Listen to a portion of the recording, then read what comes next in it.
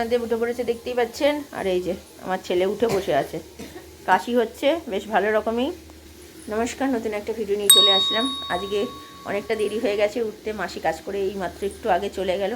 এবার রান্নাঘরে যাব, চা করবো, চা খাবো। আমার ছেলেটাকে আমি তাই সোয়েটার আর প্যান্টটা দিলাম, যাতে ফুল প্যান্টটা পরুক, পরে গিয়ে নেবে তাঁতগুলো, মানে ওকেও দুধ দিয়ে দেবো একেবারে। বিছনাটা পরিষ্কার করবো, তার আগে বিছনা কী বলে বালিশের ওয়ারগুলো চেঞ্জ করবো।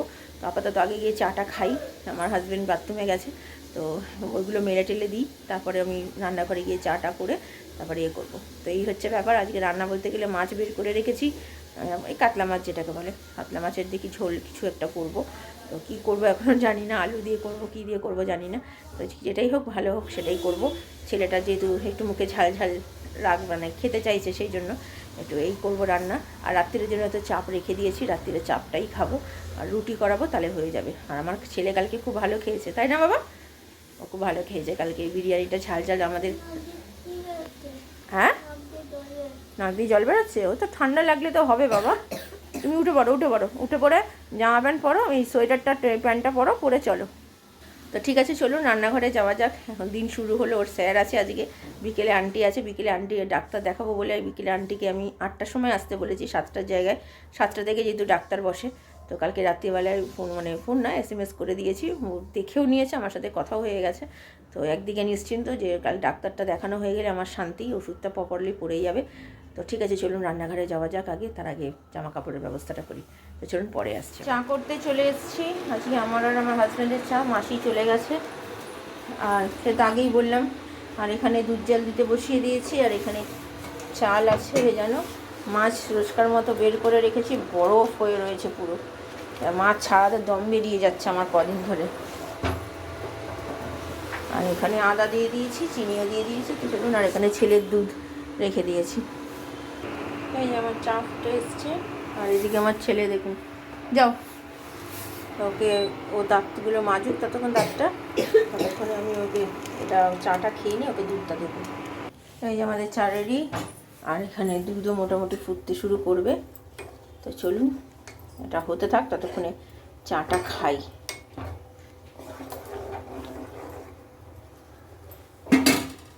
বালিশের ওয়ারগুলো চেঞ্জ করব, এই জন্য সব চেঞ্জ করব। এই যে ছেলের কাশি হচ্ছে বলে আমি দিয়েছি। কী হলো? যাও যাও, মুখ ধোও, যাও। বালিশের ওয়ারগুলো চেঞ্জ করি, তারপরে যাব রান্নায়।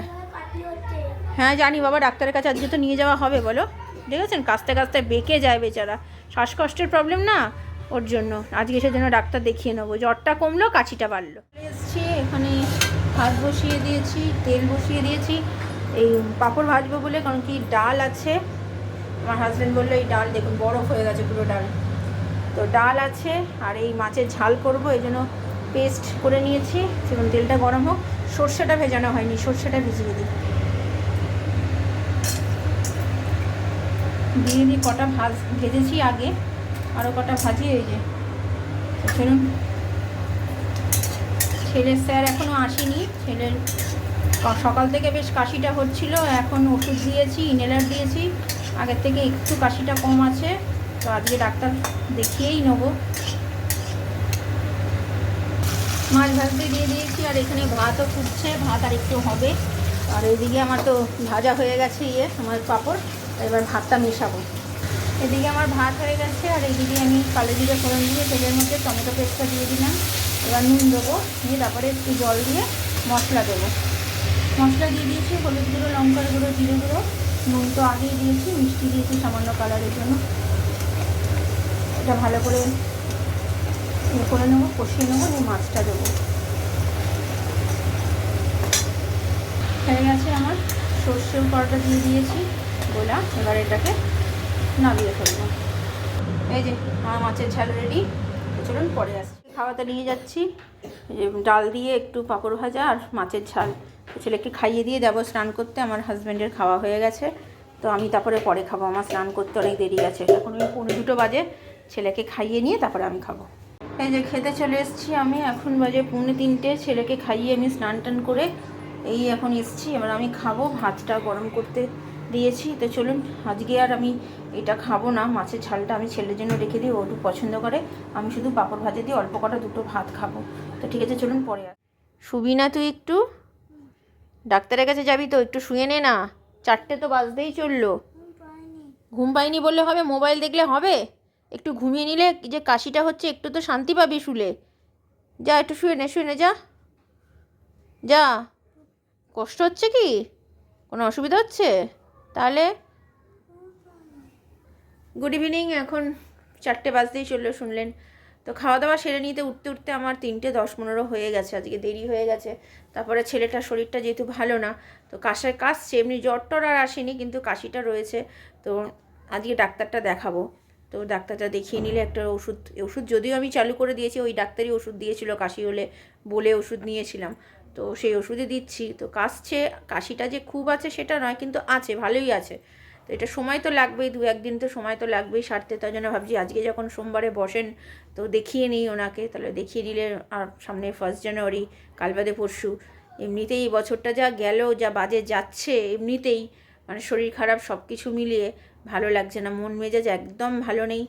ছেলে বাচ্চার শরীর যদি খারাপ থাকে বলুন না, এই আমার হাজব্যান্ড শরীর খারাপ থেকে উঠলো, ঠান্ডা লেগে কাশি হচ্ছিল, তারপরে ও ঠিক হলো, এর ধরলো। এবার জানি না আমার কি হবে, ভগবানই জানে। কী যে চলছে, ভালো লাগছে না। আসছে বছরটা যে কিরম যাবে এখন সেটাই চিন্তার বিষয়। আমার সত্যি বলছি এই বছর আমার খুব বাজে গেছে। আশা করি ভালো হয়তো যাবে, আপনাদেরও হয়তো ভালো যাবে। আমি ভগবানের কাছে প্রার্থনা করি যেন সবার ভালোই যাক, খারাপ যেন কারণ না হোক। খারাপ হলে যে কী কষ্ট, মানে শরীর খারাপ বলুন, সব দিক দিয়ে বলুন, খারাপ হলে যে কী কষ্ট হয় সেটা তো আমি জানি, আমি ভুক্তভোগী এটা অ্যাকচুয়ালি। তো যাই হোক, সেজন্য বছরটা শেষটাও আমার এত বাজে যাবে আমি ভাবতে পারিনি। তো যাই হোক, ঠিকই আর করা যাবে, খারাপের পরেই হয়তো কিছু ভালো আসে। তো সেটা সেই আশা করেই এগোচ্ছি যাতে ভালো আসবে। তো ঠিক আছে, চলুন, আমি পরে বিকেলবেলা আসি। সেই কেকটা 25শে ডিসেম্বর আজকে খাচ্ছে বেচারা, কাশছিল, আলাম যে একটুখানি খা। এখন দুপুরবেলা ভাত খেয়েছে কিন্তু পুরোটা ভাত শেষ করেনি। আলাম তাহলে এখন একটুখানি কেকটা খা, কারণ এখন 4:30 বাজে, একটু পরে মাসি আসবে। কিসের অসুবিধা হচ্ছে? প্লেটটা তাহলে রেখে দাও পাশে, রেখে দিয়ে খাও। ভালো খেতে কেকটা? আচ্ছা ঠিক আছে, খাও। ছেলে সন্ধ্যে দিতে বসে গেছে, এখন বাজে 6:05। এবার 7টা নাগাদ যাবে ডাক্তারের কাছে। আমার হাজব্যান্ড এখনও আসেনি, চলে আসবে। আর মাসি এখনও কাজ করছে এদিকে। ডাক্তারের কাছে যাবে? সেই তো, যাও সন্ধ্যে দিয়ে নাও। তো ঠিক আছে, ডাক্তারের কাছে যা কি বলে আপনাদের সাথে অবশ্যই শেয়ার করব। তো ঠিক আছে, আমি পরে আসি। ওষুধ হাতে নিয়ে যাচ্ছিস কেন রে? হ্যাঁ, যা নাকটা তোল, নাকের কাছে মাস্কটা তোল, নাকটা তোল বলছি। নাকটা তোল, আমরা মাস্কটা তোল বলতে গিয়ে নাকটা তোল। একজন মালপো খেলো আর পেস্ট্রিটা খেলো, কে এখন বেরোচ্ছে আবার ডাক্তার দেখিয়ে আবার কাজে বেরোবে। ডাক্তারকে সব বলবে, হ্যাঁ কি কি হচ্ছে প্রবলেম, কাশির কথা, বমির কথা সব বলবে। ওই যে আমার ছেলে স্কুটি নিয়ে যাচ্ছে, কাছাকাছি তাও স্কুটি নিয়ে যাচ্ছে।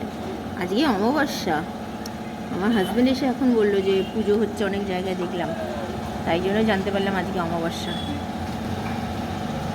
God, God, God.